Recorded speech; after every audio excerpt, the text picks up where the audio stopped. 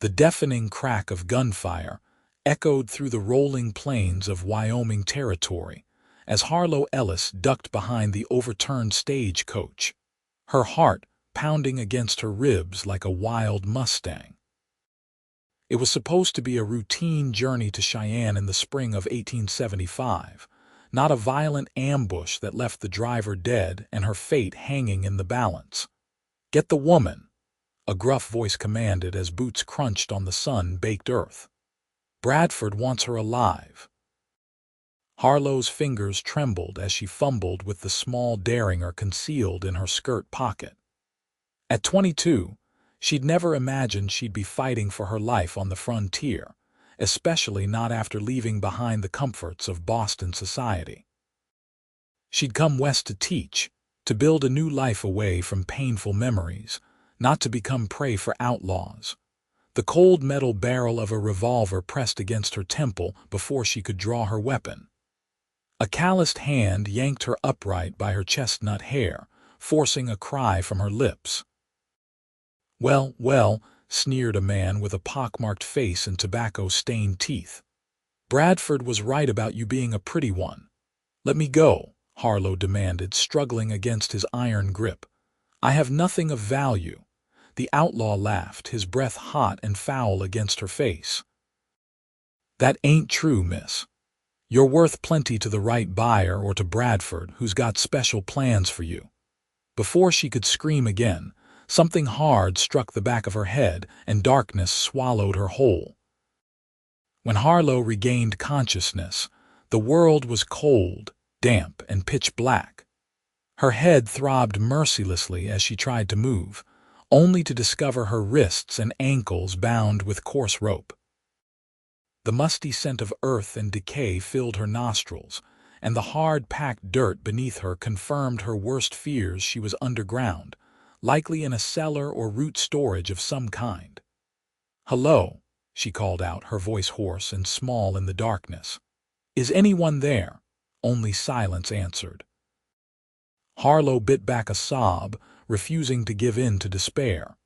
"Think," she commanded herself. "Assess your situation." Gradually, her eyes adjusted to the darkness. Faint slivers of light filtered through cracks in what must be a trapdoor above, illuminating her prison just enough to make out shadowy shapes: crates, barrels, and farming tools long abandoned. The cellar was small, perhaps 10 feet square, with walls of rough-hewn stone and dirt. She tested her bonds, wincing as the rope chafed against her already raw skin. Whoever had tied her knew their business. With methodical determination, Harlow began to rub the ropes binding her wrists against a nearby nail protruding from a wooden post. It was slow, agonizing work, but it gave her purpose, a reason to keep fighting. Hours passed, or perhaps days' time lost all meaning in the darkness. Occasionally, the trapdoor would open, and rough hands would lower a tin cup of water and stale bread. Harlow caught glimpses of different men, never the same one twice, but none would speak to her beyond crude comments or threats. She gathered that she was being held for someone named Bradford, apparently the architect of her abduction, though she had no idea who he was or what he wanted with her.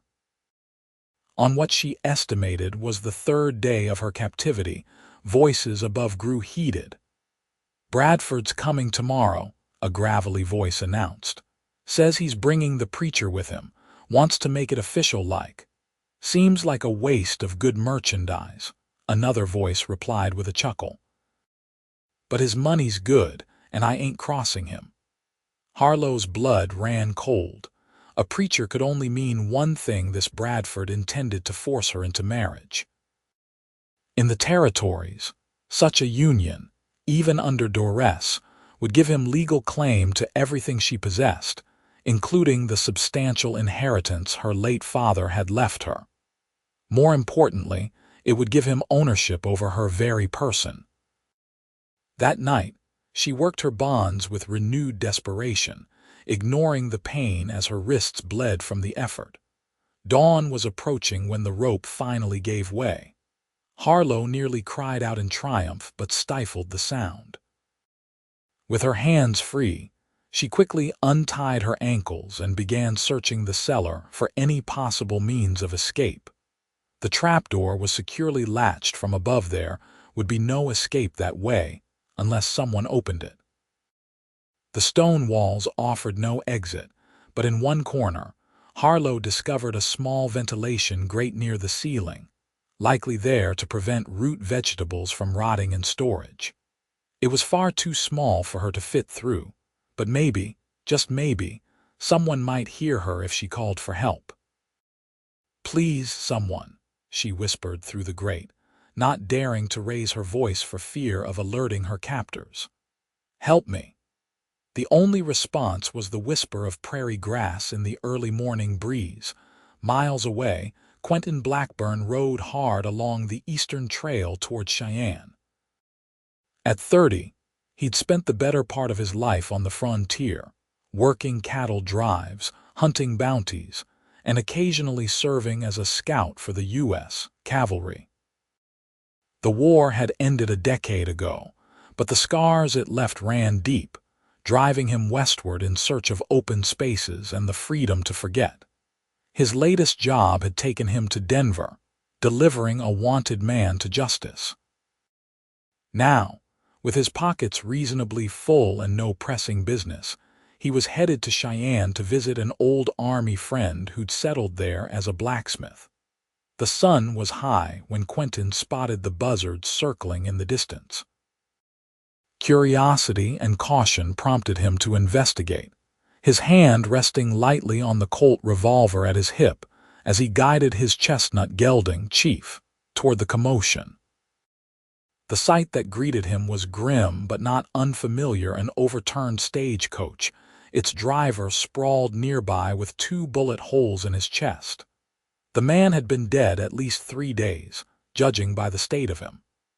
"Damn shame," Quentin muttered, dismounting to examine the scene more closely. He'd seen his share of stagecoach robberies, but something about this one didn't sit right. The strongbox remained intact, though empty. Luggage was strewn about, but valuable items like a silver hairbrush and mirror remained. This wasn't a typical robbery. Then he spotted a small lady's boot, good quality, half buried in the dust. Nearby lay a torn piece of fabric that might have come from a woman's dress. The signs of struggle were clear, leading away from the coach toward hoofprints heading northwest. Quentin's jaw tightened.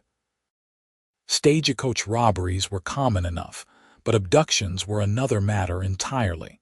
His conscience wouldn't allow him to simply ride on. Whoever had been taken deserved better than whatever fate awaited them. With practiced efficiency, he buried the driver as best he could, marking the grave with stones, then returned to Chief. The tracks were still clear enough to follow, despite the days that had passed. Whoever these men were, they weren't particularly concerned about being pursued. The trail led him across rolling prairie for nearly 20 miles, before veering toward a dilapidated homestead, nestled in a shallow valley.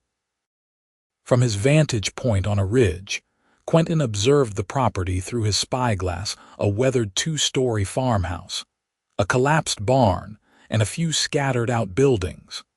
3 horses were hitched outside, and a thin spiral of smoke rose from the chimney. As dusk approached, Quentin made his camp well away from the homestead, formulating a plan. Direct confrontation would be foolish. He had no idea how many men were inside or what weaponry they possessed. Better to wait, watch, and gather information. Under cover of darkness, he approached on foot, moving silently through the tall grass until he reached the edge of the property. From the shadows, he observed 2 men on the porch, drinking and playing cards by lantern light. Their conversation drifted to him on the night breeze. "Bradford better show tomorrow with the money he promised," one said, a tall, lanky fellow with a scraggly beard. "He will," replied his companion, a heavy-set man with a bald head that gleamed in the lamplight. He's been after this Ellis woman for months. Says she's worth a small fortune back east. Still don't see why he don't just take what he wants and be done with it. Bradford's got notions about doing things proper like. Wants that marriage certificate so nobody can challenge his claim to her daddy's railroad shares. Quentin's blood ran cold. He'd heard similar stories before wealthy Eastern women lured west and forced into marriages of convenience that were anything but. The law offered little protection in such cases, especially in the territories where civilization's rules often bent to the will of the powerful. He continued his surveillance, counting 4 men total, the 2 on the porch, another visible through the window inside, and a 4th who emerged briefly from what appeared to be a root cellar at the side of the house, carrying an empty plate and cup. "She's being stubborn about eating," the man announced as he joined his companions. "Says she'd rather starve than marry Bradford. She'll change her mind when he gets here," the bald man replied with a chuckle. "Bradford has ways of being persuasive." Quentin had heard enough. The woman Ellis, they'd called her, was being held in the cellar, and this Bradford character was arriving tomorrow, likely with a corrupt preacher in tow to perform a forced marriage. He needed to act tonight. He retreated to his camp to prepare. This would require timing and luck. 4 against 1 weren't ideal odds, but he'd faced worse during the war and in his time hunting bounties. Besides, he reasoned, men who preyed on women rarely showed much courage when facing an armed opponent. Around midnight, when the homestead had fallen silent except for the occasional snore drifting from an open window, Quentin made his move. He approached the root cellar first, reasoning it would be easier to free the woman before confronting her captors. The cellar doors were secured with a simple padlock, child's play for someone with his experience. Using a thin metal pick from his kit, he worked the lock silently until it clicked open. Easing the cellar door up just enough to slip through, he descended the rough wooden steps into darkness, a match ready in one hand, his Colt in the other.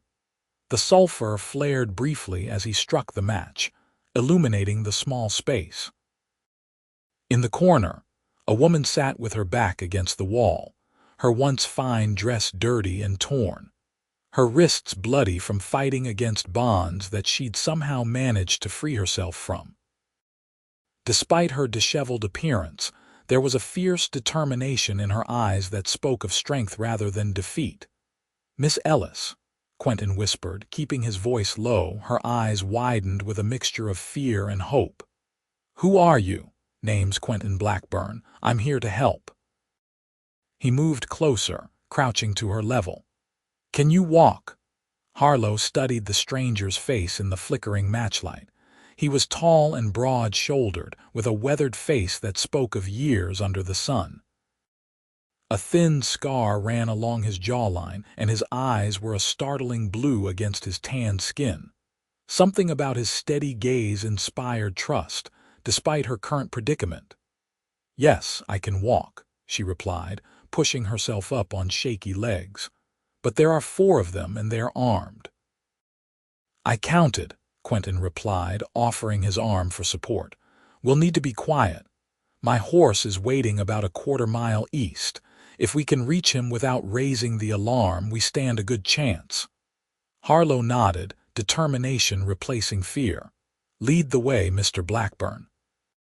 They ascended the cellar steps cautiously. The night was clear, a half-moon casting silver light across the abandoned homestead.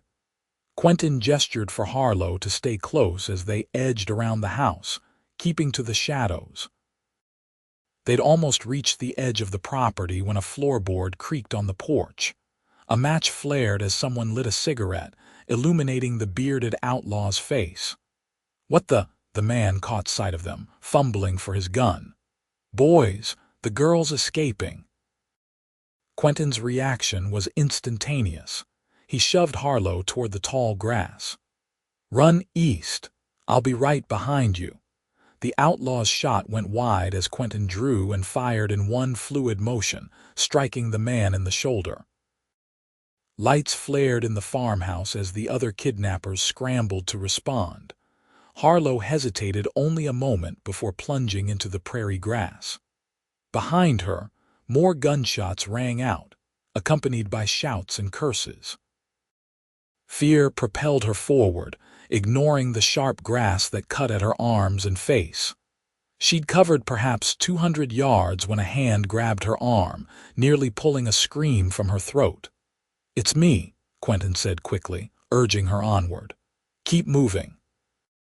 Together they raced through the darkness, the sounds of pursuit growing more distant. Quentin led her to where Chief waited, the horse stamping nervously at the commotion. "Can you ride?" he asked, already helping her up into the saddle. "Yes," Harlow assured him, gathering the reins with hands that trembled from exertion and fear. Quentin swung up behind her, his arm secure around her waist as he guided Chief into a gallop.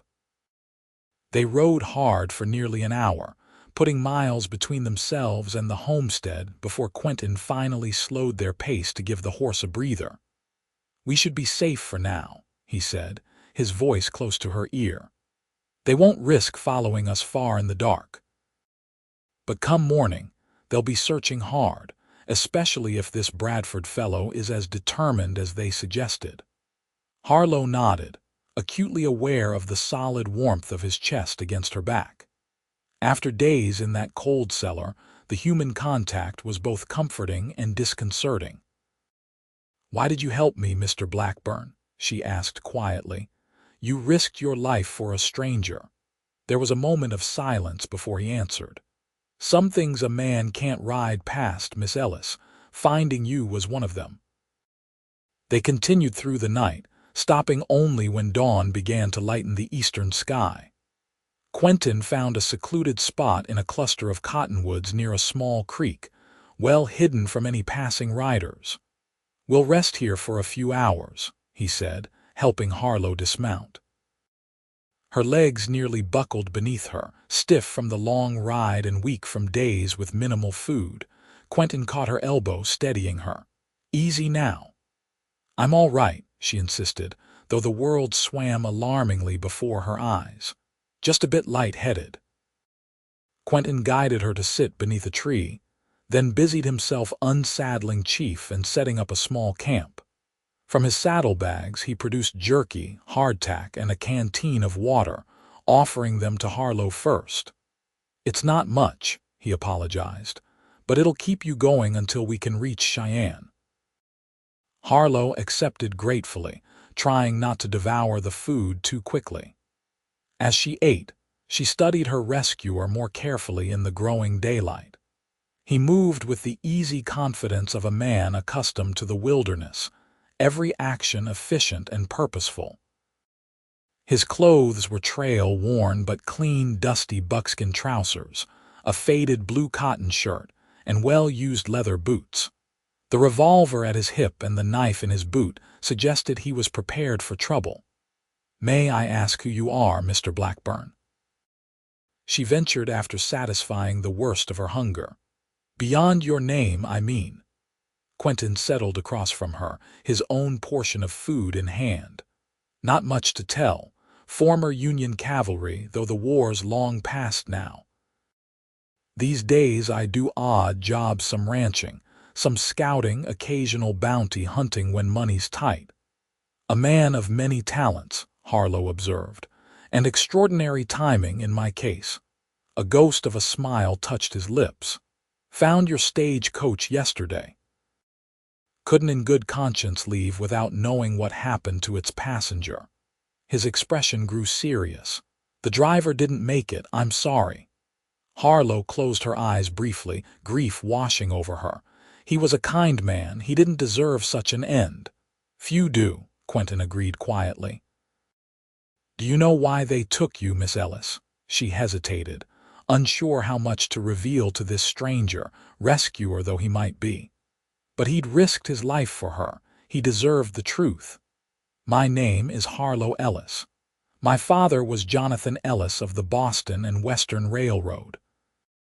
When he died last year, he left his controlling shares to me, his only child. She smoothed her tattered skirt absently. I came west to accept a teaching position in Cheyenne, hoping for a fresh start away from complications in Boston. And this Bradford. Thaddeus Bradford, Harlow supplied, her mouth twisting with distaste. A business associate of my father's who made his intentions toward me clear after the funeral. When I refused his advances, he became persistent. I thought coming west would put an end to it. Instead, he arranged to have you kidnapped and forced into marriage, Quentin concluded. With a certificate of marriage, he'd gain legal control of your inheritance, precisely. Harlow met his gaze directly. I would have died before allowing it. Something like respect flickered in Quentin's eyes. Well, Miss Ellis, if you're amenable, I'd suggest we continue to Cheyenne once we've rested. I know people there who can help ensure your safety while we figure out what to do about Bradford. We? Harlow questioned, raising an eyebrow. Bradford strikes me as the type who doesn't give up easily, Quentin replied evenly. And I don't make a habit of leaving jobs half-finished. Despite everything, Harlow felt a small smile tug at her lips. Then it seems I'm in your debt twice over, Mr. Blackburn. They rested through the hottest part of the day, taking turns keeping watch. Harlow managed a few hours of fitful sleep, constantly startled awake by the unfamiliar sounds of the prairie.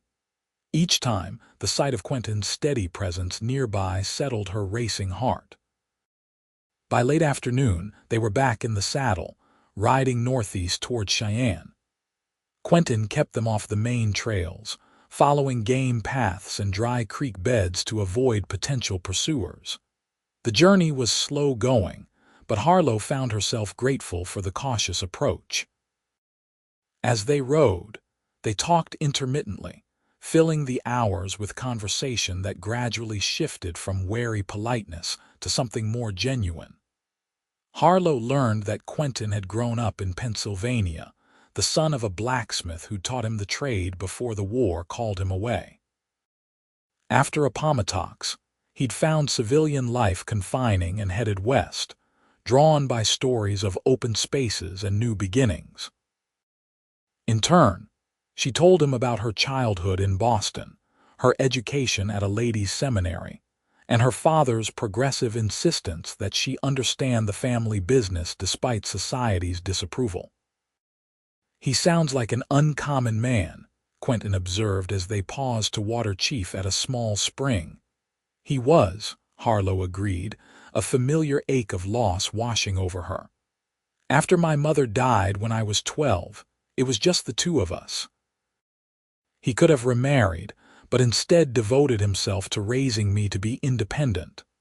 She smiled sadly. I think he would approve of my adventure out west, though perhaps not the kidnapping part. Few fathers would, Quentin replied with a wry smile that softened his weathered features. He hesitated before adding, my own father died at Antietam, never had a chance to say goodbye. The simple statement, offered without self-pity, touched Harlow deeply. I'm sorry, Quentin shrugged, but his eyes betrayed the old pain. It was a long time ago. They camped that night in a sheltered ravine, building only the smallest of fires for cooking. After a simple meal of beans and coffee, Harlow found herself fighting to keep her eyes open, exhaustion finally catching up with her. Sleep, Quentin urged. I'll keep watch. You need rest too, she protested, though her body was already surrendering to fatigue. I'm used to long nights, he assured her. We should reach Cheyenne by tomorrow afternoon if we start early. Harlow wanted to argue further but found herself drifting off, lulled by the gentle crackling of the fire and the distant chorus of night creatures. For the first time since the stagecoach attack, she felt truly safe. She woke once in the night, disoriented and momentarily panicked until she registered Quentin's silhouette against the stars as he sat nearby, vigilant. Without thinking, she reached out, her fingers brushing his arm. "All's quiet," he murmured, his voice a low rumble in the darkness. "Go back to sleep, Harlow." It was the first time he'd used her given name, and something about the way it sounded in his deep voice followed her back into dreams that, for once, held no terrors. Dawn found them already on the move, traveling as the sun painted the eastern sky in shades of gold and pink. By mid-morning, the distant smudge of Cheyenne appeared on the horizon, growing steadily larger as they approached. "We'll need to be careful," Quentin warned as they paused on a ridge overlooking the town. "Bradford may have men watching the roads." "Where will we go?" Harlow asked, realizing she had no specific destination in mind. The school term wouldn't begin for another month, and she'd planned to stay at the Cheyenne Hotel until then. "My friend Daniel Reed runs the blacksmith shop on the edge of town," Quentin replied. "His wife Sarah is a good woman. They'll shelter you while I make inquiries about Bradford." The plan made sense, but Harlow felt an unexpected reluctance at the thought of parting from her rescuer. During their brief time together, she'd come to rely on his steady presence, his unwavering capability in the face of danger. The idea of being left with strangers, however well-intentioned, made her heart race with anxiety. "Will you?" She began, then hesitated, unsure how to frame her request without sounding childish or afraid. Quentin seemed to understand without her finishing the thought. "I won't leave you unprotected," he promised, his eyes holding hers with quiet intensity. "Not until this business with Bradford is settled." Relief washed through her, stronger than it should have been. "Thank you." They circled wide around Cheyenne, approaching from the west rather than the more obvious eastern road. The blacksmith shop stood at the edge of town, a sturdy stone building with an attached residence. Smoke rose from the forge, and the rhythmic clanging of hammer on metal announced that its proprietor was hard at work. Quentin dismounted first, then helped Harlow down, his hands lingering briefly at her waist. The gesture sent an unexpected warmth through her, despite the gravity of their situation. "Wait here a moment," he instructed, approaching the wide doors of the smithy alone. Harlow watched as a barrel-chested man with a thick beard looked up from his work, his serious expression breaking into a wide grin at the sight of Quentin. The two men clasped forearms in greeting, exchanging quick words that she couldn't hear over the hiss of the forge. The blacksmith's eyes darted toward her, his expression growing concerned as Quentin continued speaking. Finally, Quentin motioned for her to join them. "Miss Ellis, this is Daniel Reed, an old friend and the finest blacksmith in the Wyoming territory," he introduced as she approached. "Daniel, Miss Harlow Ellis of Boston." "Madam," Daniel greeted, wiping his sooty hands on his apron before offering a respectful nod. "Quentin's told me some of your troubles. My home is yours for as long as you need it." "You're very kind, Mr. Reed," Harlow replied, touched by the immediate offer of hospitality. "Sarah will be glad for the company," Daniel continued, gesturing toward the attached house. "She's been after me to invite more folks over, says I spend too much time talking to the anvil." His easy manner helped dissolve some of Harlow's tension. Within minutes, she found herself ushered into the Reed household, where Sarah, a petite, energetic woman with kind eyes, welcomed her with open arms and immediate practical assistance. "You poor dear," Sarah exclaimed, taking in Harlow's bedraggled appearance. "Let's get you a hot bath and some clean clothes. I've got a dress that might fit with a bit of taking in." She shot a meaningful look at her husband and Quentin. "You men go sort out whatever needs sorting. Miss Ellis and I will manage just fine." Daniel chuckled at his wife's firm dismissal. "Yes, madam. Come on, Quentin, let's stable chief and have a talk." Harlow caught Quentin's eye before he left, a silent exchange of trust and reassurance passing between them. Then he was gone, and she found herself swept into Sarah's efficient care. The bath was heaven after days of captivity and hard riding. Sarah provided not only clean clothes, a simple calico dress that indeed needed taking in at the waist, but also a hearty meal and, most precious of all, a sympathetic ear as Harlow recounted her ordeal. "Dreadful business," Sarah declared when Harlow finished her story. "But you're safe now, and Quentin won't let those ruffians near you again." "You seem very confident in his abilities," Harlow observed, curious about this woman who clearly knew Quentin well. Sarah's expression softened. "I've known Quentin Blackburn for 7 years, ever since he pulled Daniel from a burning wagon after an ambush by road agents. He doesn't make promises lightly, and he never leaves a job unfinished." She studied Harlow thoughtfully. "He's a good man, though he carries burdens he rarely speaks of." "The war," Harlow guessed. "That and what came after." Sarah seemed to debate whether to say more, then added, "He was married once, briefly. Laura was a schoolteacher like you're planning to be. She died of fever their first winter together about 5 years ago. He doesn't talk about it, but it changed him." Harlow absorbed this information, pieces of Quentin's character shifting into clearer focus. His quiet competence, his willingness to help a stranger in distress, the shadows that sometimes crossed his face when he thought she wasn't looking all made more sense now. "I'm sorry to hear it," she said sincerely. "He deserves happiness."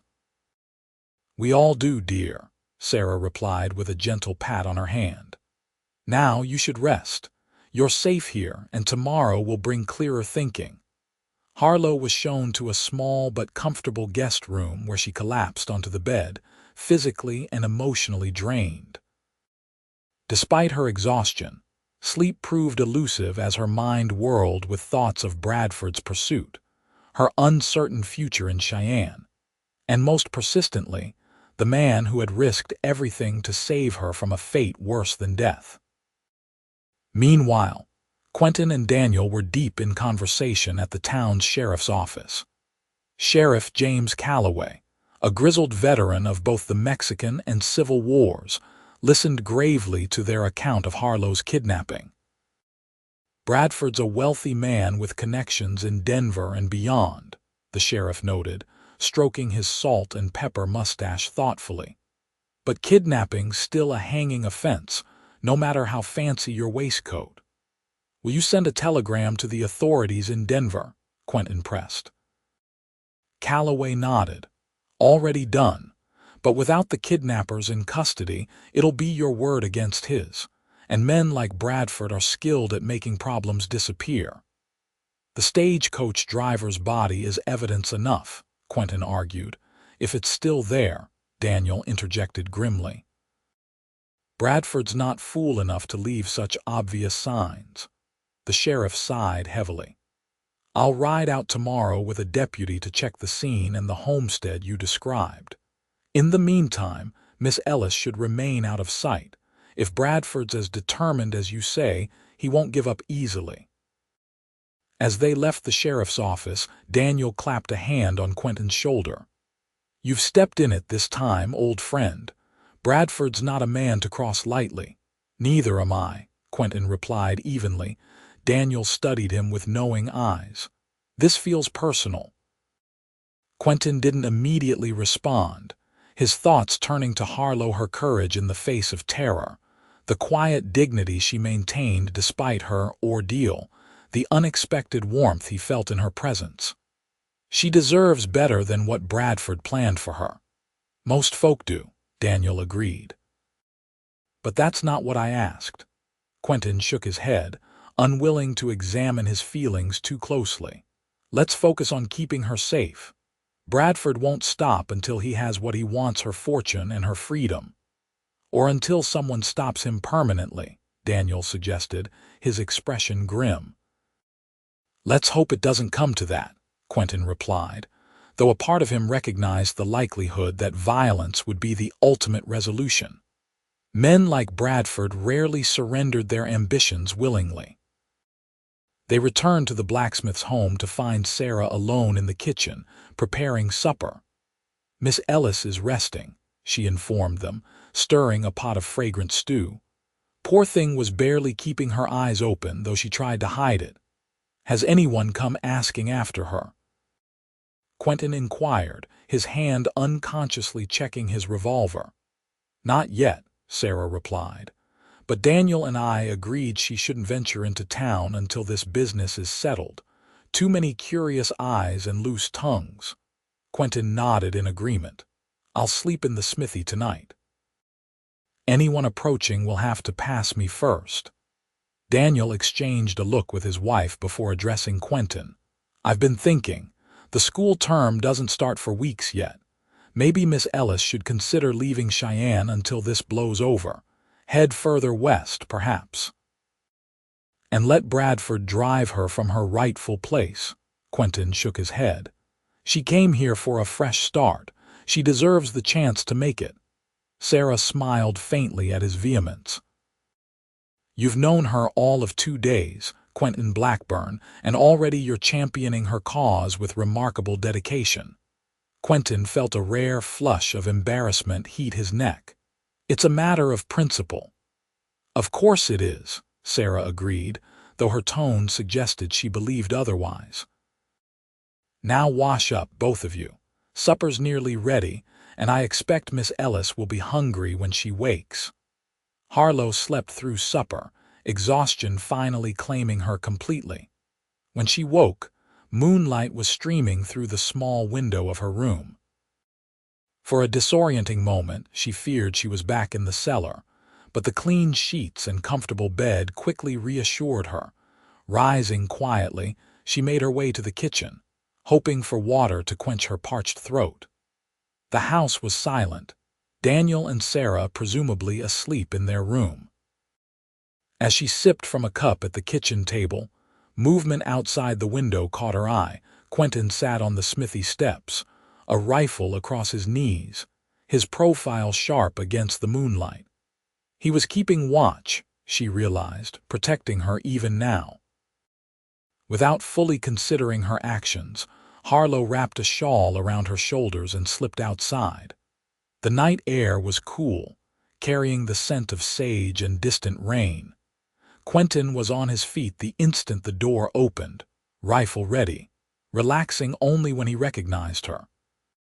"You should be resting," he said softly as she approached. "I've slept enough for now," she replied, settling beside him on the step. "You, on the other hand, haven't slept at all since we met, as far as I can tell." A small smile touched his lips. "I've gone longer without." They sat in companionable silence for a while, the vast canopy of stars spread above them. Harlow found herself studying his profile, the strong line of his jaw, the slight crook in his nose that suggested it had been broken once, the way his dark hair curled slightly at the nape of his neck. "Sarah told me about your wife," she said finally, immediately regretting the words when she saw him stiffen. "I'm sorry. I shouldn't have mentioned it." Quentin was quiet for so long that she thought he might not answer. When he finally spoke, his voice was low and measured. "Laura was a good woman. She deserved a longer life than she got." He ran a hand through his hair, a rare gesture of discomfort. "Afterward, I couldn't stay in one place, kept moving, taking whatever work came my way." "And now?" Harlow asked gently. He turned to look at her then, his blue eyes reflecting the moonlight. "Now I'm here." The simple statement held layers of meaning that Harlow wasn't ready to fully explore. Instead, she nodded, accepting his words at face value. "I'm grateful for that," she said. "Without you, I'd be—" She couldn't bring herself to finish the thought. "You're stronger than you give yourself credit for," Quentin replied. "You freed yourself from those ropes. Most would have given up." His confidence in her abilities warmed her more than she expected. "Nevertheless, I'm glad it was you who found that stagecoach."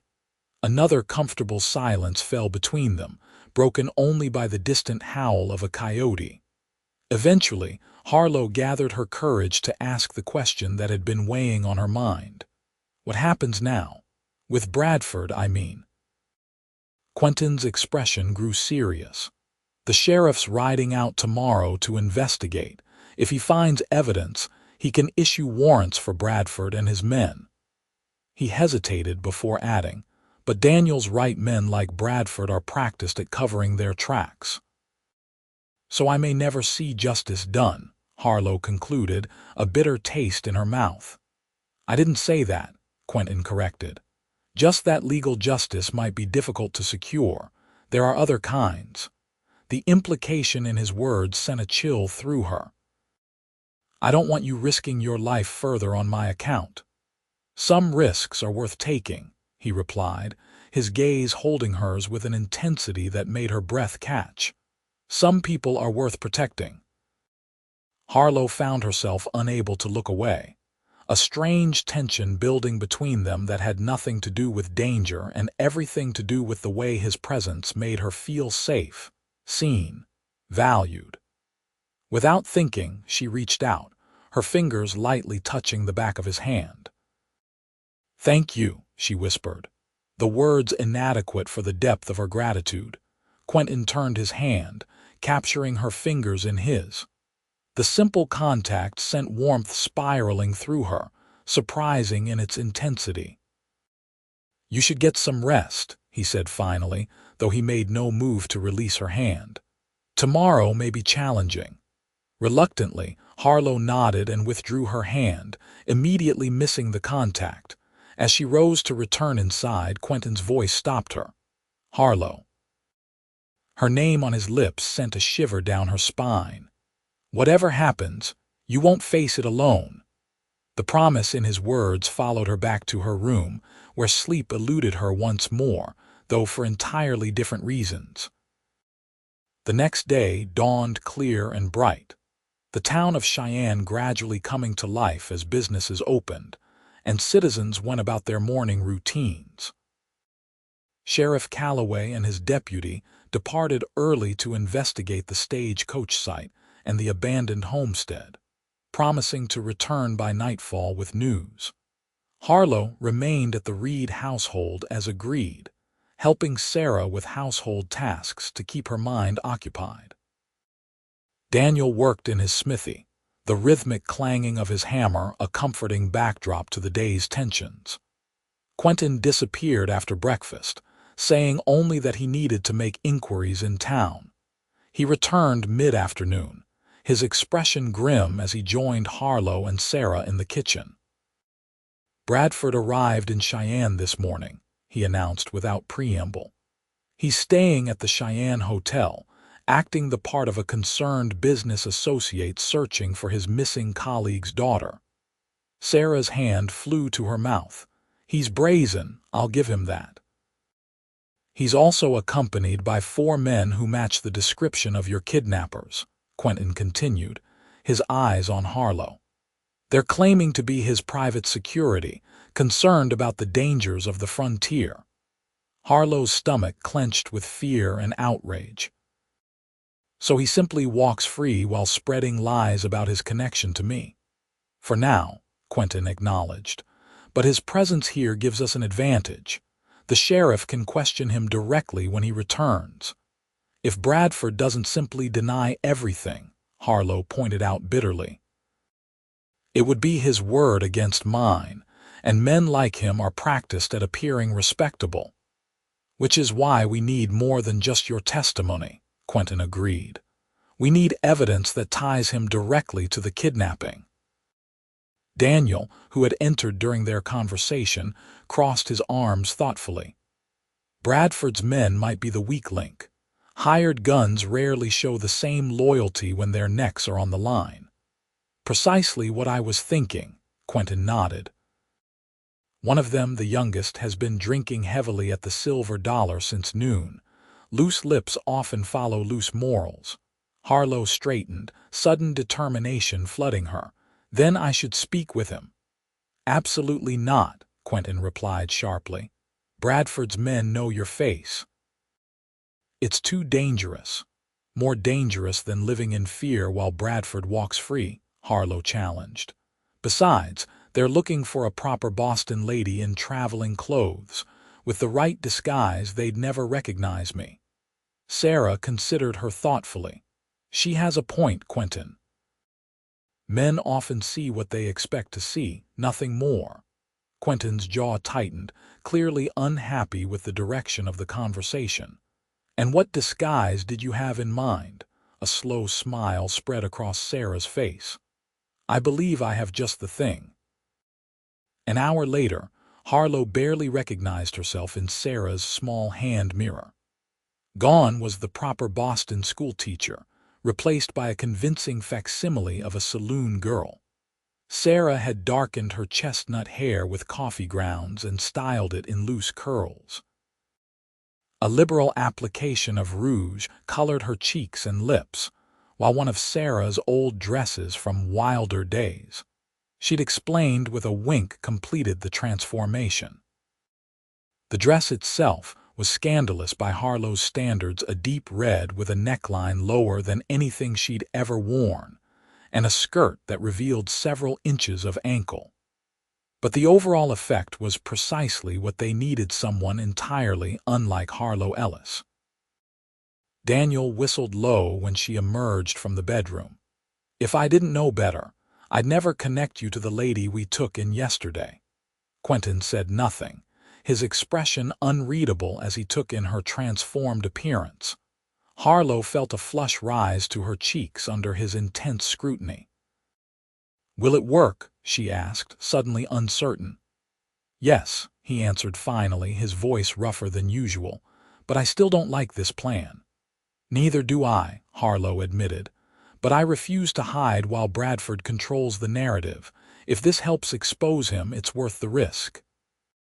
Quentin studied her for another long moment before nodding reluctantly. We do this carefully. You engage him in conversation, nothing more. At the first sign of trouble, we leave. Understood? Perfectly, Harlow agreed, relieved that he wasn't going to forbid her outright. The plan was simple enough.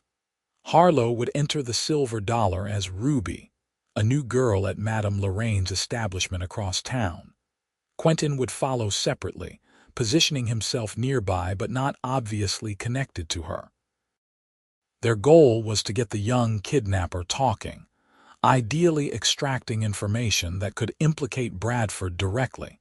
As dusk fell, they made their way separately toward the saloon. Harlow's heart pounded as she pushed through the batwing doors, immediately assaulted by the smell of cheap whiskey, tobacco smoke, and unwashed bodies. She forced herself to sway slightly as she walked, adopting the confident strut she'd seen professional girls use on Boston's less reputable streets. The Silver Dollar was crowded but not packed. Early evening patrons engaged in drinking, card playing, and loud conversation. Harlow scanned the room, quickly identifying her target, a young man, perhaps 25, with sandy hair and a scar across his cheek, slouched at a corner table with a bottle of whiskey before him. Taking a deep breath, she approached, swaying her hips in what she hoped was an enticing manner. "Mind some company, handsome," she drawled, pitching her voice lower than normal and affecting a slight Western accent. The man looked up, bleary eyes traveling over her figure appreciatively. "Depends on what kind of company you're offering, darlin'." Harlow smiled coyly, sliding into the chair beside him. "The friendly kind. I'm Ruby, new at Lorraine's. Thought I'd get to know the local gents. Ain't seen you before," he slurred, pouring another drink. "Like I said, I'm new," Harlow repeated, her heart racing. "Just got into town yesterday." "You been here long yourself?" he snorted, downing his whiskey in one gulp.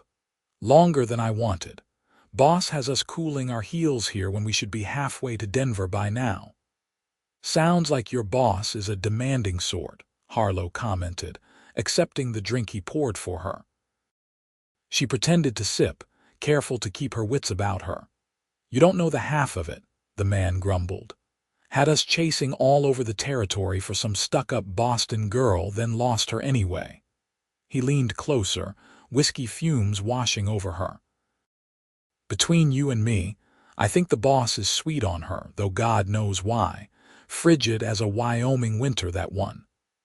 Harlow bit back her indignation, forcing herself to giggle instead.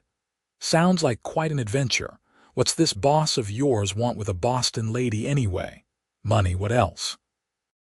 He poured himself another drink, spilling some on the table. "She's sitting on a fortune in railroad shares. Bradford's been plotting for months to get his hands on it. Marriage is just his preferred method." "Bradford," Harlow echoed innocently. "Not Thaddeus Bradford from Denver." "I heard he's in town." The man nodded vigorously. "That's him. Fancy suit, fancy words, but just as crooked as the rest of us." He leaned in conspiratorially. "Know what he told us after we nabbed her? Said if she wouldn't agree to marry him willingly, he'd make sure she had no reputation left to protect. Planned to compromise her so thoroughly that marriage to him would be her only option." Bile rose in Harlow's throat at the confirmation of what she'd narrowly escaped. "How awful," she managed, her disgust genuine. "And you were part of this plan." Something like shame crossed the young man's face briefly. "Just following orders, needed the money." He shrugged. "Don't matter now anyway. She's gone, probably halfway to the next territory by now." "Bradford's furious, especially since the stagecoach driver was killed. Wasn't supposed to happen that way." "Murder complicates things," Harlow agreed, her mind racing. This was exactly the kind of confession they needed. "Wasn't me who shot him," the man insisted, suddenly defensive. "That was Miller's doing. Trigger happy bastard." Across the room, Quentin caught her eye briefly, a silent question in his gaze. Harlow gave a nearly imperceptible nod. She'd gotten what they needed. "You know," she said, leaning closer to the kidnapper, "you seem like a man with a heavy conscience. Maybe you should—" Well, a cultured voice interrupted, sending ice through Harlow's veins. "Jennings, I see you found pleasant company while neglecting your duties." Harlow froze, not daring to look up. She knew that voice, had heard it offering false condolences at her father's funeral, had heard it transform from solicitous to threatening when she rejected his proposal in Boston. Thaddeus Bradford stood beside their table, impeccably dressed in an expensive suit, his dark hair pomaded back from a high forehead. At 40, he was handsome in a cold, calculated way, his brown eyes shrewd and assessing. "Mr. Bradford, sir," Jennings stammered, struggling to stand. "I was just drinking away my money and talking too much from what I observed," Bradford cut in smoothly. His gaze shifted to Harlow, who kept her head lowered, praying her disguise would hold. "And who might this charming creature be?" "Ruby, sir," she murmured, pitching her voice higher than usual. "From Madame Lorraine's." Bradford studied her for an uncomfortable moment, during which Harlow was certain her hammering heart would give her away. Finally, he smiled thinly. "A pleasure, Ruby. However, I must insist on reclaiming my employee. Jennings has important duties to attend to." Jennings nodded frantically, throwing some coins on the table before following Bradford toward the door. As they left, Bradford paused, turning back as if struck by an afterthought.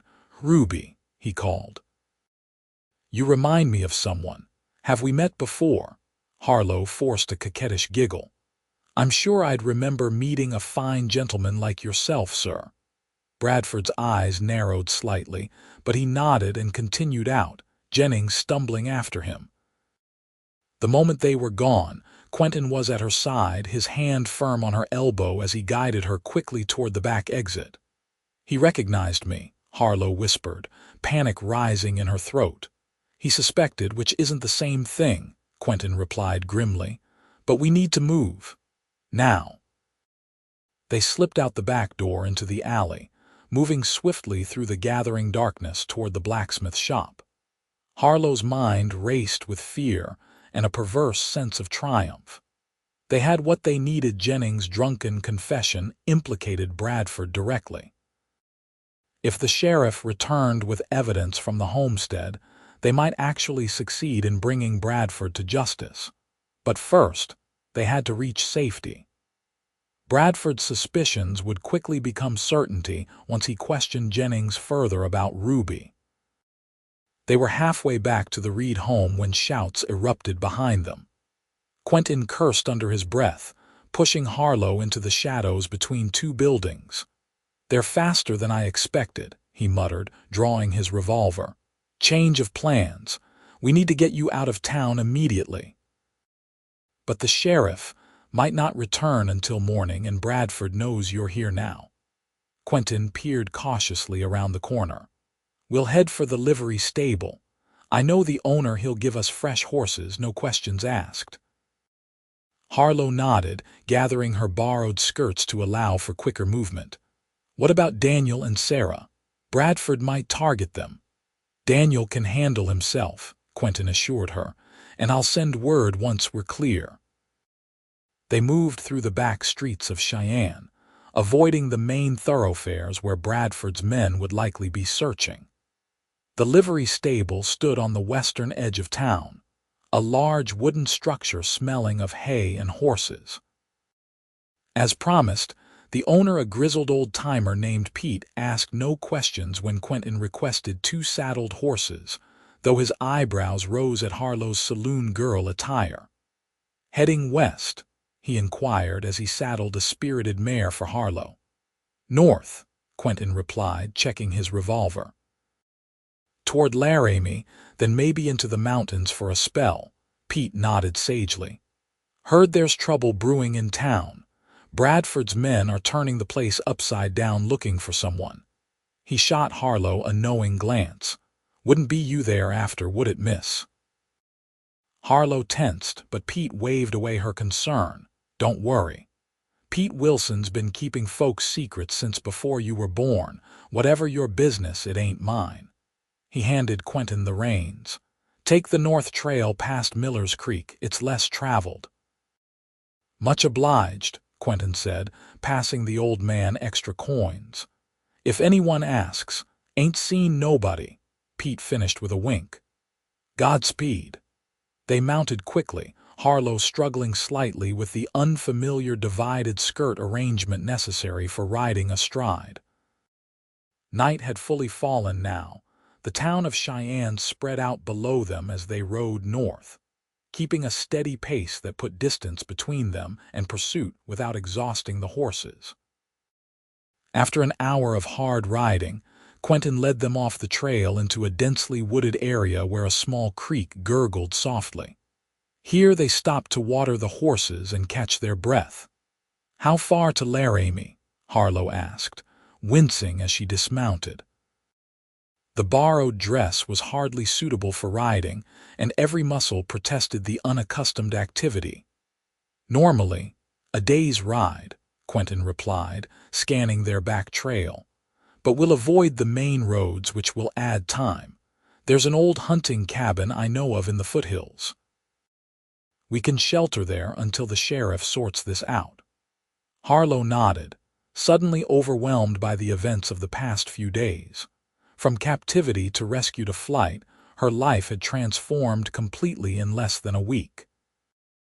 Exhaustion and delayed fear crashed over her, and to her mortification, tears sprang to her eyes. "I'm sorry," she said quickly, turning away to hide her weakness. "This isn't like me." Quentin was beside her in an instant, his hand gentle on her shoulder. "You've endured more in a few days than most face in a lifetime," he said quietly. "There's no shame in feeling it." The simple understanding in his voice broke something loose in Harlow. The tears came freely now, her shoulders shaking with suppressed sobs. Without hesitation, Quentin drew her into his arms, one hand cradling the back of her head as she cried against his chest. "You're safe," he murmured, the words a rumble she felt as much as heard. I've got you." Harlow allowed herself this moment of vulnerability, drawing strength from his solid presence. When the storm of emotion finally passed, she reluctantly pulled away, wiping at her tear-stained cheeks. "That's twice now you've seen me at my worst," she observed with a watery attempt at humor. Not very dignified for a Boston lady. Quentin's eyes were soft in the moonlight as he studied her. "I've yet to see anything about you that isn't worthy of admiration, Harlow Ellis."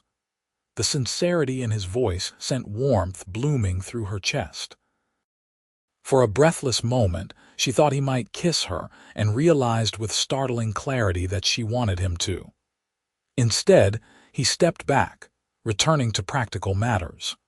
"We should keep moving. Bradford's men won't give up easily." Disappointment mingled with relief as Harlow nodded agreement. Whatever was growing between them, and she could no longer deny that something would have to wait until they were truly safe. They rode through the night, stopping only when necessary to rest the horses. Dawn found them deep in the foothills of the Laramie Mountains, following a narrow game trail that Quentin navigated with unerring confidence.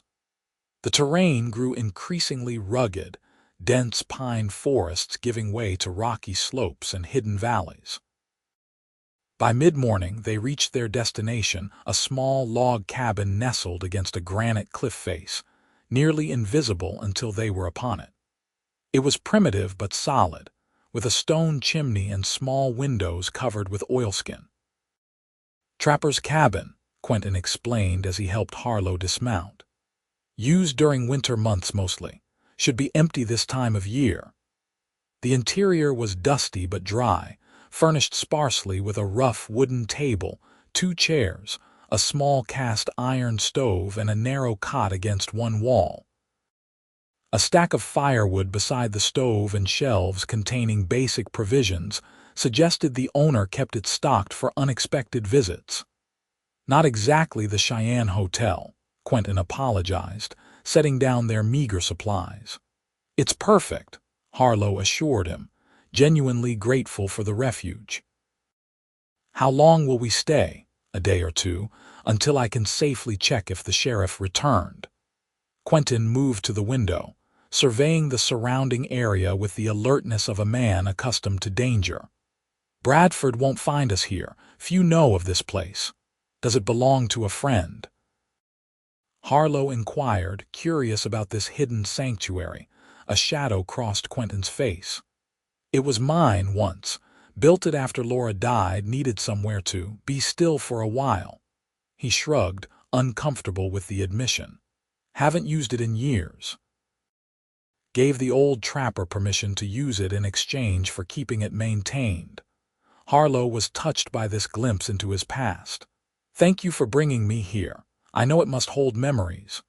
Good ones and hard ones," he acknowledged. "But right now, it's just a safe place." They settled into the cabin's simple routine. Quentin tended the horses while Harlow cleared dust and spiderwebs from the interior. They discovered the trapper had indeed kept the cabin well supplied, with dried beans, coffee, salt pork, and other staples stored carefully away from mice and damp. As afternoon faded into evening, Harlow found herself relaxing for the first time in days. The cabin was remote enough to feel secure, and Quentin's steady presence banished the lingering fears of Bradford's pursuit. She'd washed her face clean of Sarah's cosmetics and changed into spare clothing. Quentin kept at the cabin men's clothes that were too large but infinitely more comfortable than the saloon girl attire. Quentin built a small fire in the stove, careful to keep the smoke minimal, and they prepared a simple meal of beans and bacon that tasted better than any fine dining Harlow had experienced in Boston. "What will you do?" Quentin asked as they sat before the stove, coffee cups in hand. "After this is resolved, I mean." Harlow considered the question carefully. "If Bradford is brought to justice, I'll take up my teaching position as planned. Cheyenne needs educators and I need purpose." And if he escapes consequences, Quentin's expression was grave in the firelight.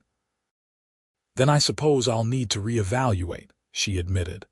I won't spend my life looking over my shoulder, but neither will I abandon my plans entirely. She met his gaze directly.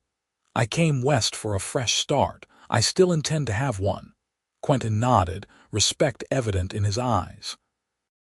You'd make a fine teacher. Children need someone with your kind of courage. Courage, Harlow laughed softly. I've been terrified every step of this journey. Courage isn't the absence of fear, Quentin replied. It's continuing despite it. His expression softened. You freed yourself from captivity, confronted one of your kidnappers, and fled cross-country with a near stranger. I'd call that courageous by any measure. His words warmed her more than the fire. This near stranger has proven more trustworthy than most familiar faces in my life, she said quietly. A comfortable silence fell between them, broken only by the crackling of the fire and the distant call of an owl outside. As the night deepened, the practical matter of sleeping arrangements became unavoidable. You take the cot, Quentin said, already spreading his bedroll on the floor. I'll be comfortable enough here. Harlow hesitated, aware that the cabin's interior would grow cold once the fire died down. Are you certain we could? She trailed off, suddenly embarrassed by what she'd been about to suggest. Quentin looked up, his expression unreadable in the dimming firelight. We could what? He asked, his voice carefully neutral. Harlow gathered her courage. We could share. For warmth, she added hastily. It's practical, nothing more. Even as she spoke the words, she recognized the falsehood in them. Whatever was growing between them had moved beyond practicality. Quentin was silent for a long moment before responding. That wouldn't be wise, Harlow. Because of Laura, she asked softly. He shook his head. Because of you, you've been through an ordeal, you're vulnerable. Taking advantage of that vulnerability would make me no better than Bradford. The comparison stung. You are nothing like that man, Harlow said fiercely. Nothing. And I am not some fragile creature without agency or understanding of my own heart. Quentin met her gaze then, his blue eyes reflecting complex emotions, desire, hesitation, and something deeper that made her breath catch. What are you saying, Harlow? She moved closer, her heart pounding but her mind clear. I'm saying that in the midst of danger and uncertainty, you have become the one fixed point I trust completely. I'm saying that whatever this is between us, it began before the trauma, not because of it. Slowly, giving him every opportunity to withdraw, she reached out to touch his cheek. His skin was warm beneath her fingertips, the slight stubble rough against her palm. I'm saying, she continued, her voice barely above a whisper, that I would very much like you to kiss me, Quentin Blackburn. Not out of pity or protection, but because you want to as much as I do. For one breathless moment, neither moved. Then Quentin's hand covered hers, pressing it more firmly against his cheek, before turning to press his lips against her palm. I've wanted to since I found you in that cellar, he admitted, his voice rough with emotion. Brave and defiant despite everything they'd done. He drew her closer, one hand settling at her waist while the other cradled her face with extraordinary gentleness. When his lips finally met hers, the contact was soft, questioning a beginning rather than a demand. Harlow responded with the certainty she felt, her arms winding around his neck as the kiss deepened. It was unlike anything she'd experienced in Boston's controlled society, raw and honest, without pretense or calculation. When they finally parted, both slightly breathless, Quentin rested his forehead against hers. This complicates things, he murmured. Life is complicated, Harlow replied with a small smile. I've stopped expecting otherwise. He kissed her once more, briefly but with unmistakable promise, before reluctantly stepping back. Nevertheless, you're taking the cot. I'll be right here if you need me. Harlow recognized the wisdom in his restraint, even as part of her wished for more. They had time or would, once Bradford was no longer a threat. That thought sobered her as she settled onto the narrow cot, pulling the wool blanket close around her shoulders. "Quentin," she called softly into the darkness. "Yes, thank you, not just for saving me, but for seeing me, the real me." His voice came back warm in the darkness. "Sleep well, Harlow. Tomorrow we start figuring out the rest." The next day dawned clear and cold, sunlight filtering through the oilskin-covered windows.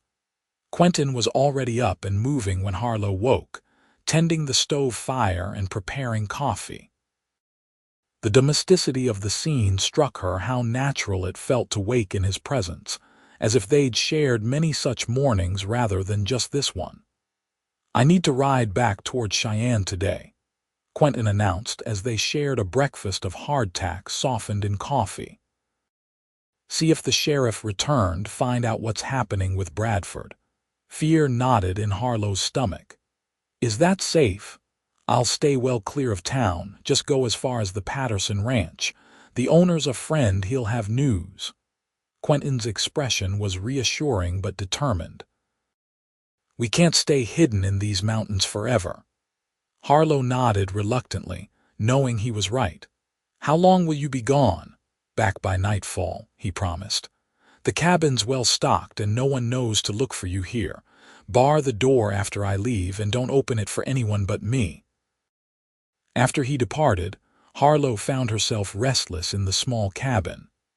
To occupy herself, she cleaned thoroughly, discovering a few books left by the trapper, a Bible, a well-worn copy of The Last of the Mohicans, and a practical guide to wilderness survival. She read for a while, then explored the immediate surroundings of the cabin, careful not to venture far. The day passed slowly, her mind continually returning to Quentin, both concern for his safety and contemplation of their changing relationship. What future could they possibly have together? She was a Boston-educated schoolteacher with plans to establish herself in Cheyenne. He was a wanderer, a man who'd admitted he couldn't stay in one place since his wife's death. And yet, there was something between them that felt more real than anything she'd known before. The sun was low on the horizon when she heard hoofbeats approaching. Heart racing, Harlow grabbed the rifle Quentin had left for her defense, positioning herself beside the window where she could see without being seen. Relief flooded her when Quentin appeared, alone and apparently unharmed. She unbarred the door quickly, barely resisting the urge to throw herself into his arms when he entered. "What news?" she asked instead, setting the rifle aside. Quentin's expression was grim but satisfied. "Sheriff Calloway returned last night with evidence from both the stagecoach site and the homestead. Bradford's men weren't as thorough as they thought. They left personal items that could be traced back to them. And Jennings' confession. The bartender at the Silver Dollar corroborated that Bradford was there, confirming our account." Quentin hung his hat on a peg by the door. "Calloway issued warrants for Bradford and his men this morning." Hope surged through Harlow. "Then it's over. We can return to Cheyenne." Quentin's hesitation was answer enough. "Bradford's disappeared along with his men. They left the hotel before dawn, according to the clerk. The sheriff has telegraphed descriptions to neighboring settlements, but he could be anywhere," Harlow finished, her brief optimism fading. "Or waiting for us on the trail back to Cheyenne." "It's possible," Quentin acknowledged, "but Bradford's a businessman, not a gunman.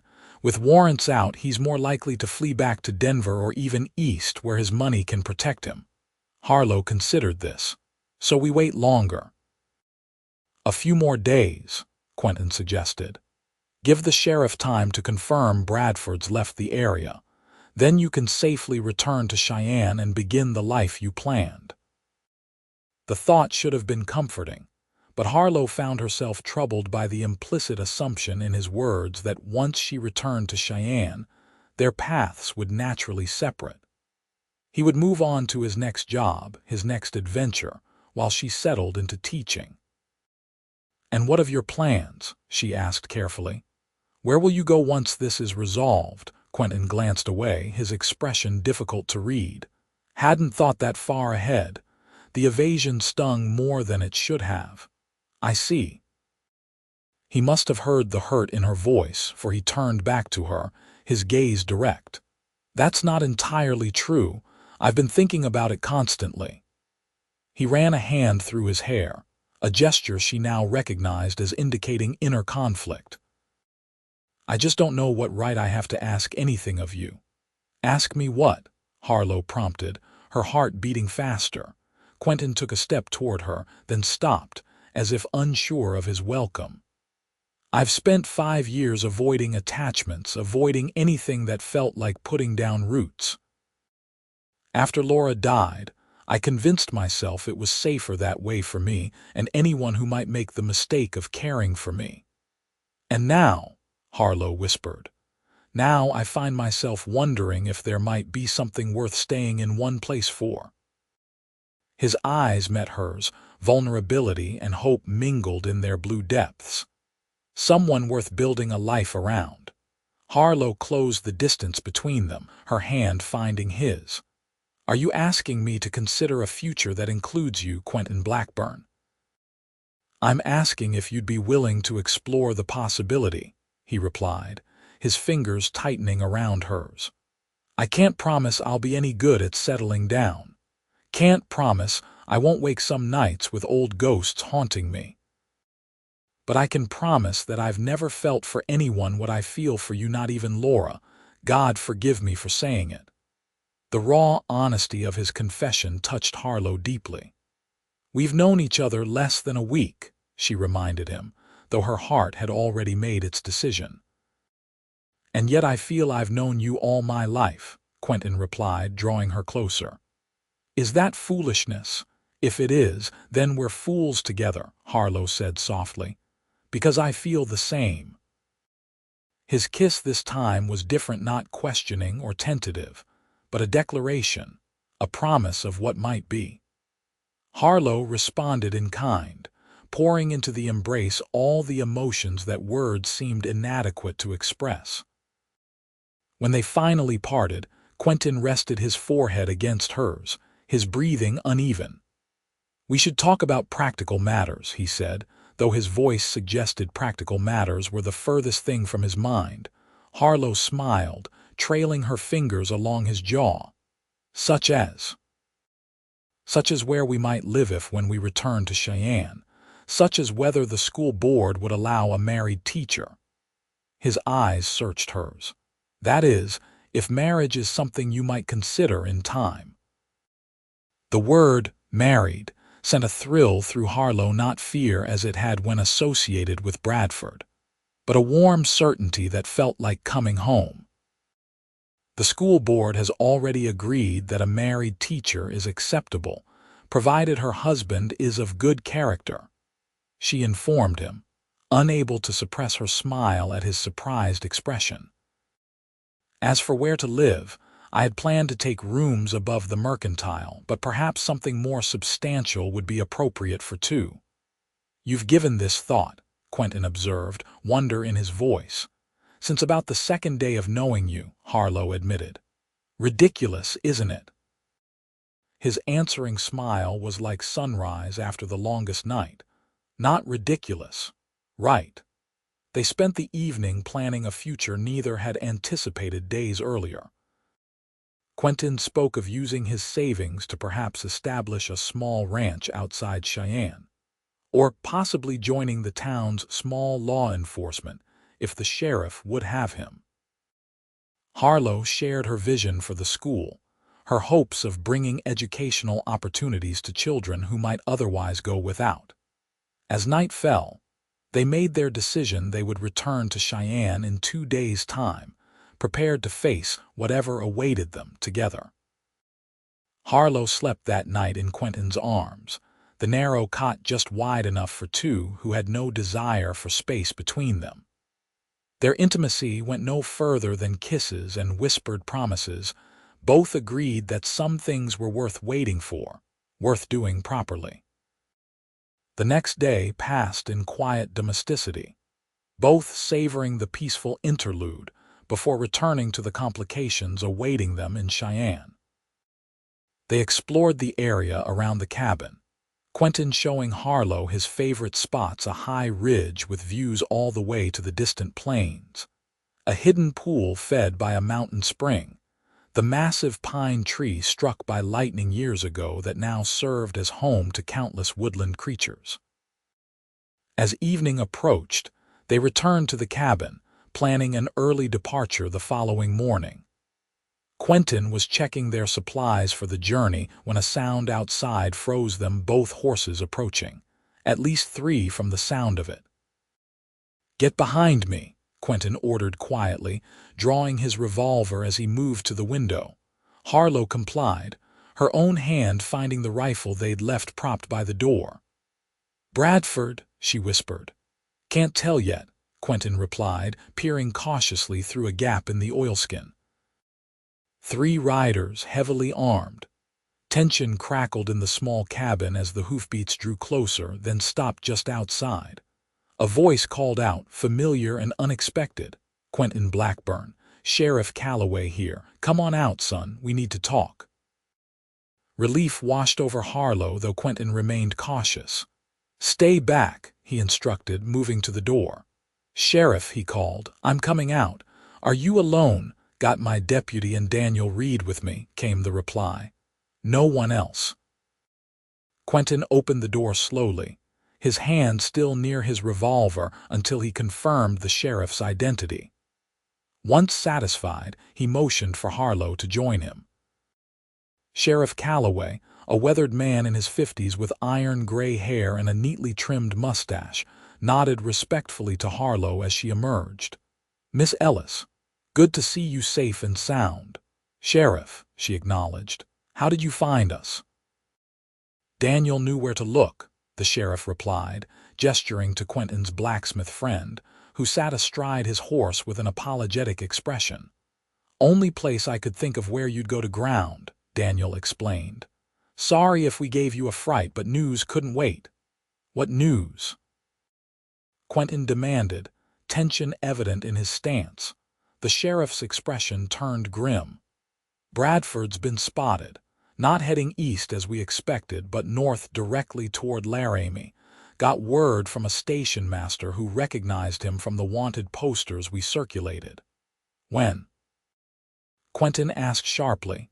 "Yesterday morning, and he's not alone, got at least 3 of his men with him." The sheriff dismounted, approaching them with purpose. "I'm here because I need your help, both of you. Bradford's managed to stay 1 step ahead of us, but with your testimony and the evidence we've gathered, we can bring him to justice. Permanently." "You want us to return to Cheyenne," Harlow surmised, "to testify formally." "Not Cheyenne. Laramie," the sheriff corrected. "Judge Harris is holding court there now. If we can get you there before Bradford moves on, we can have warrants served, testimony taken, and that snake behind bars within days." Quentin and Harlow exchanged a look, silent communication passing between them. "It's your decision," he said finally. "You're the one he's after." Harlow considered briefly. Running had never been her nature even before meeting Quentin. Now, with him beside her, the choice was clear. "We'll go," she announced. "I want this finished once and for all." The sheriff nodded approvingly. "That's the spirit, miss." "We'll leave at first light. My deputy will ride ahead to alert the Laramie sheriff of our approach." As they prepared for the journey, Daniel pulled Quentin aside. "Sarah sends her regards," he said. "And this." He handed over a small package. "Said you might be needing it sooner rather than later." Quentin unwrapped the package to find a simple gold band, Sarah's mother's ring, which she'd mentioned keeping for the right occasion. "She seems mighty certain about you too," Daniel observed, nodding toward Harlow, who was speaking with the sheriff. Quentin's gaze followed his friend's. warmth spreading through his chest at the sight of Harlow, chin raised, back straight, facing her future with the same courage she'd shown throughout their ordeal.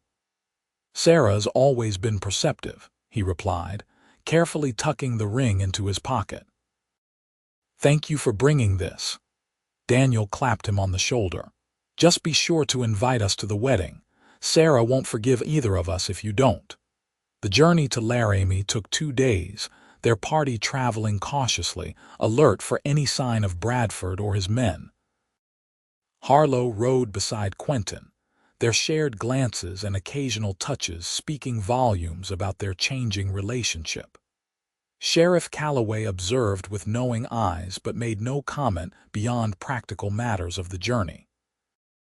They reached Laramie on the afternoon of the second day, the town bustling with activity as the circuit court's arrival had drawn people from surrounding areas. The sheriff led them directly to the local law enforcement office, where Judge Harris, a stern-faced man with penetrating eyes and a reputation for fairness, waited to hear their account. "Miss Ellis," the judge greeted her formally, "I've reviewed Sheriff Calloway's preliminary report. You've endured a terrible ordeal." "Yes, Your Honor," Harlow agreed, "but I'm prepared to testify to everything that occurred." "And you, Mr. Blackburn," the judge continued, "your intervention was fortuitous indeed." Quentin nodded respectfully. "Just did what any man would, Your Honor." The judge's eyebrows rose slightly. "I think we both know that's not entirely accurate, Mr. Blackburn, but your modesty does you credit." For the next several hours, Harlow and Quentin provided detailed statements, carefully documenting every aspect of the kidnapping, from the initial stagecoach attack through their escape and subsequent events at the Silver Dollar. Judge Harris listened attentively, occasionally asking clarifying questions but otherwise allowing them to speak without interruption. When they finished, he sat back, fingers steepled before him. "Based on your testimony and the evidence gathered, I am issuing warrants for the immediate arrest of Thaddeus Bradford and his associates on charges of kidnapping, murder, and conspiracy. Sheriff Calloway, you have my authorization to apprehend these individuals by whatever means necessary." "Already have men watching the town's entrances and exits," the sheriff replied. "Bradford won't escape justice this time." The judge turned to Harlow. "Miss Ellis, for your safety, I must ask that you remain under protection until Bradford is apprehended. The local hotel has secure accommodations where you'll be comfortable." "I'll stay with her," Quentin stated, his tone brooking no argument. The judge studied him thoughtfully before nodding. "Very well. Sheriff Barton will post deputies nearby as an additional precaution." As they left the courthouse, twilight was settling over Laramie, the streets gradually emptying as businesses closed for the day. Sheriff Calloway escorted them to the Grand Western Hotel, the finest establishment in town. 2 adjoining rooms, he requested at the front desk. "For the lady and her protector." The clerk, a young man with spectacles perched on his nose, glanced nervously between them. "Of course, Sheriff, but I should mention there's a gentleman staying with us who matches the description you circulated earlier. Registered under the name Thomas Bennett, but one of the maids thought he looked like that Bradford fellow in the wanted poster." Quentin tensed, his hand moving instinctively to his revolver. "Which room?" "Third floor, end of the hall," the clerk replied. "Room 312. The sheriff's expression hardened. "Is he there now?" "Can't say for certain. Haven't seen him leave, but there's the back staircase." "Get Miss Ellis to safety," Sheriff Calloway ordered Quentin. "My deputy and I will check the room." Quentin nodded, taking Harlow's elbow. "Come on. We'll use the service entrance." But they'd barely taken 3 steps when the hotel's front doors swung open, and Thaddeus Bradford himself walked in, flanked by 2 of his men. He stopped short at the sight of them, shock quickly replaced by calculated calm. "Why, Miss Ellis," he greeted, as if encountering her at a Boston social function rather than after days of pursuit. "What a pleasant surprise." Sheriff Calloway drew his revolver. "Thaddeus Bradford, you're under arrest for kidnapping, murder, and conspiracy. Surrender your weapons and come peacefully."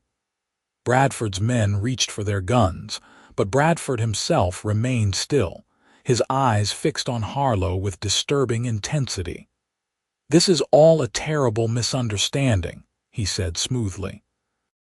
"Miss Ellis, and I have a prior arrangement that she seems to have forgotten in her confusion. The only arrangement we had was your repeated rejection of your unwanted advances," Harlow replied coldly. "And there was nothing confusing about your order to have me kidnapped and forced into marriage."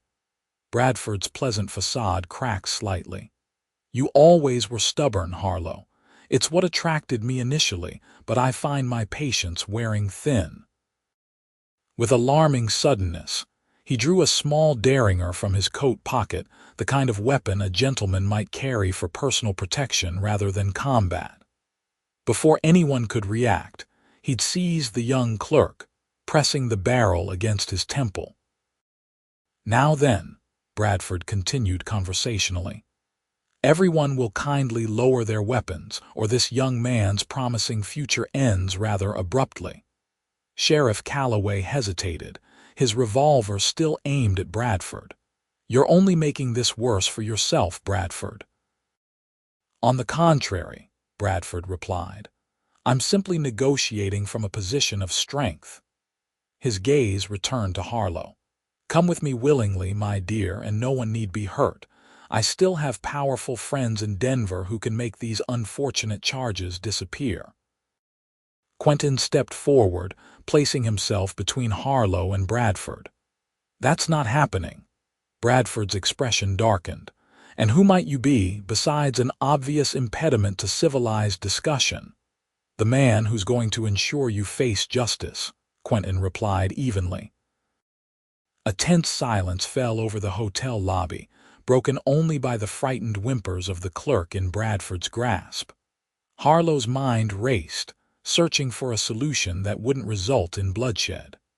Bradford was clearly desperate, and desperate men were unpredictable. "Let the boy go," she said finally, stepping around Quentin despite his attempt to hold her back. "This is between us, Bradford." "Harlow, don't," Quentin warned, but she continued forward, her chin raised in defiance. "You want me, not him," she continued, addressing Bradford. "Release him, and we can discuss terms." Bradford's eyes narrowed suspiciously. "What terms could you possibly offer that would interest me now?" "My silence," Harlow replied. "Let the boy go, and I'll withdraw my testimony. Without it, they have nothing but circumstantial evidence against you." "Harlow, you can't," Sheriff Calloway began, but she silenced him with a look. Bradford considered her offer, greed and suspicion warring in his expression. "And I'm to believe you'd suddenly become cooperative after everything that's transpired?" "I'm practical," Harlow replied coldly. "I recognize when a situation has become untenable. Your freedom for the boy's life and my return to Cheyenne unmolested, those are my terms." Bradford studied her for a long moment, calculation evident in his gaze. Finally, he nodded. "Very well. A reasonable compromise." He loosened his grip on the clerk slightly. "Come closer, my dear. Show your good faith." Harlow took another step forward, ignoring Quentin's low warning. She was within arm's reach of Bradford now, close enough to see the triumph in his eyes, and the moment when that triumph turned to shock as she drove her knee upward with all her strength, connecting solidly with his groin. Bradford doubled over in agony, his grip on the clerk failing as the derringer clattered to the floor. The clerk scrambled away as Sheriff Calloway and his deputy surged forward, subduing Bradford's stunned companions before they could react. Quentin was at Harlow's side in an instant, pulling her away from Bradford, who had collapsed to his knees, face contorted with pain and fury. "You'll regret that," Bradford gasped, reaching futilely for the fallen Derringer. Sheriff Calloway's boot came down on his hand, grinding it against the floor. "I don't think so," he said grimly. "The only regret here is that hanging's too good for the likes of you."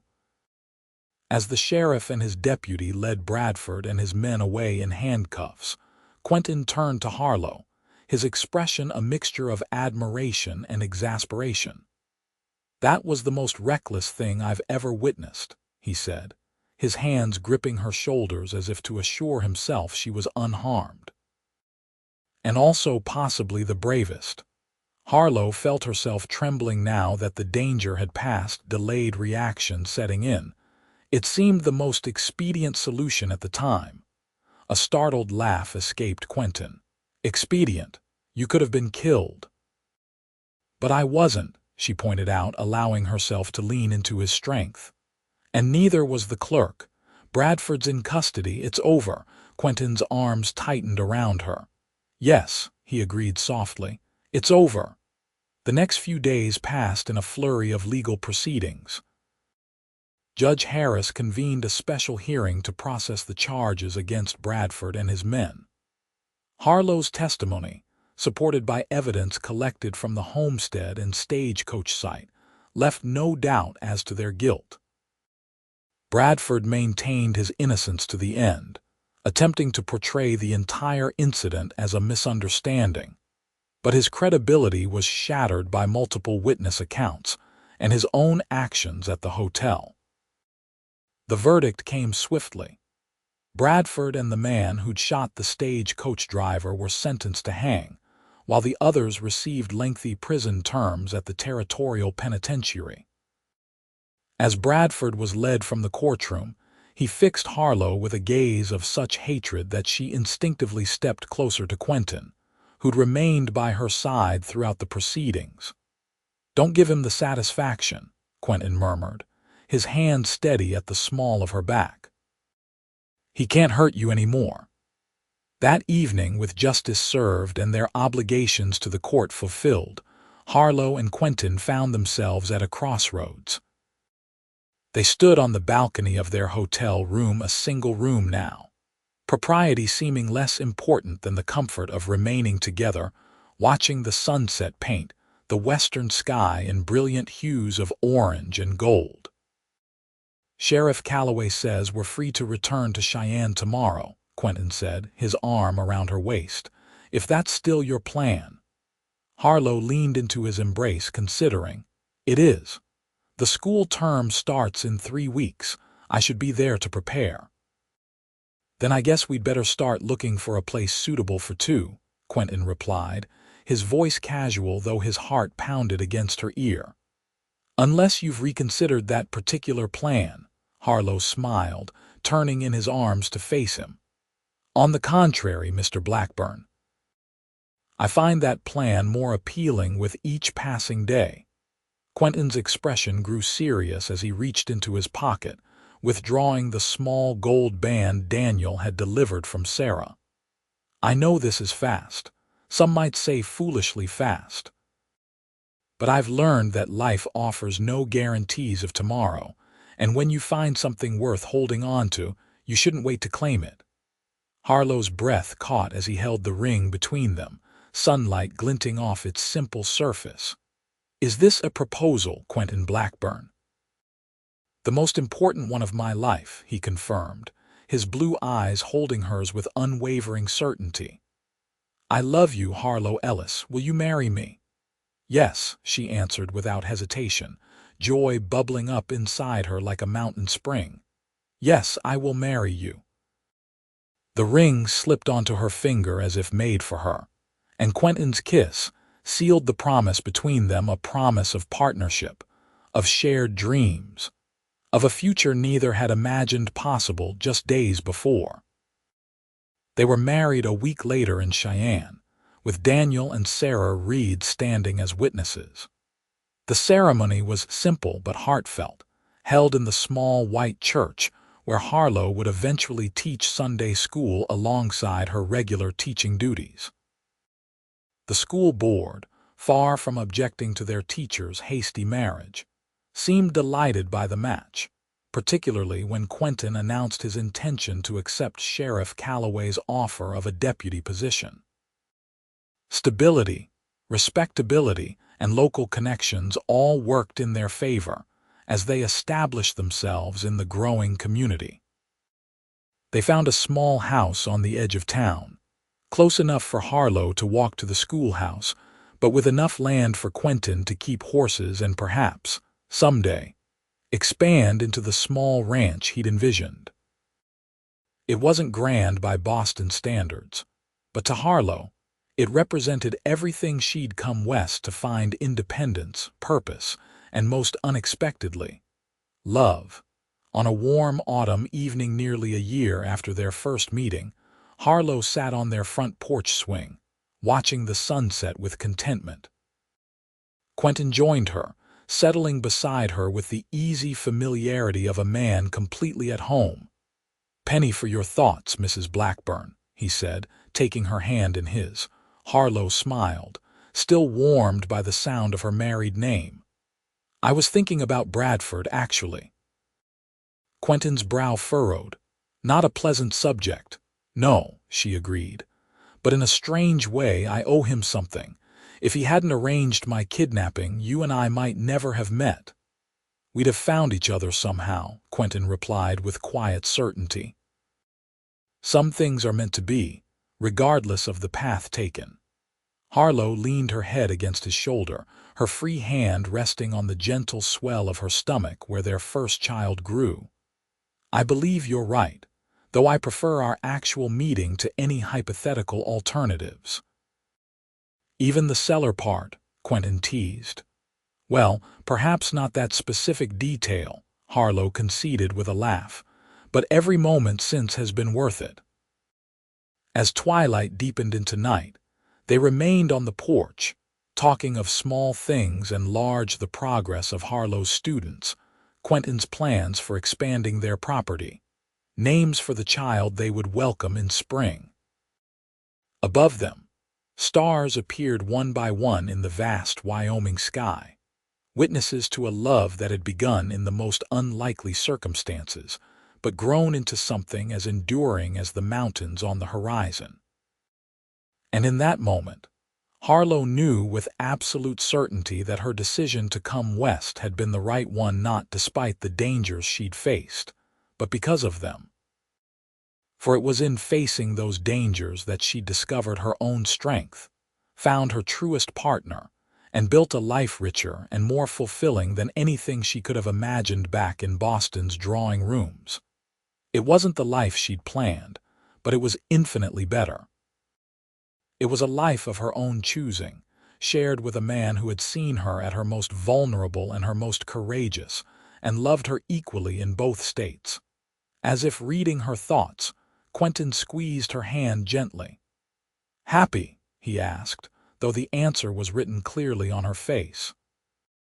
"Completely," Harlow replied, returning the pressure of his fingers. "And you?" Quentin's smile held all the certainty and promise she could ever ask for. "More than I ever thought possible." In the years that followed, their family grew, first with the birth of their son, Samuel, and later a daughter they named Elizabeth. Quentin eventually left his deputy position to establish the small ranch he dreamed of, while Harlow continued teaching until advancing age, and the growth of Cheyenne brought more educators to share the responsibility. Through it all, the joys and sorrows, triumphs and challenges that make up any life fully lived, they remained each other's constant, their love deepening with each passing year. And though they rarely spoke of it, both recognized the truth of their beginning, that sometimes the darkest moments could lead to the brightest futures if one had the courage to pursue them. For Harlow Ellis Blackburn, that courage had been rewarded beyond measure. The kidnapping that had threatened to end her freedom had, paradoxically, led to its fullest expression: a life of love, purpose, and the quiet happiness that comes from being exactly where and with whom one is meant to be.